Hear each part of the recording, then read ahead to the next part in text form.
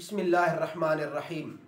मेरे मोहतरम सामीन व नाज़रीन, आज जो मैं आपकी खिदमत में मसला पेश करूँगा वो ये है कि अगर जनाजे में एक बंदा शरीक हुआ और उसे पता चला कि 2 तकबीरें तो हो गई हैं, तो अब इस सूरत में वो बंदा क्या करेगा।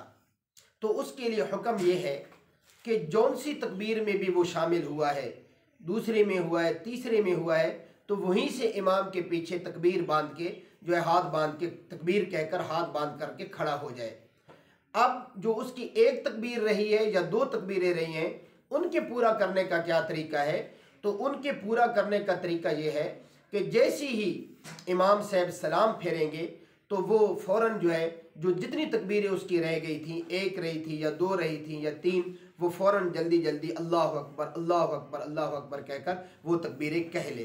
तो ये तरीका है इमाम के पीछे तकबीरें रह जाने के बाद तकबीरों को मुकम्मल करने का। अल्लाह अमल करने की तौफीक अता फरमाए। वाखिर दावाना अनिल हम्दुलिल्लाहि रब्बिल आलमीन।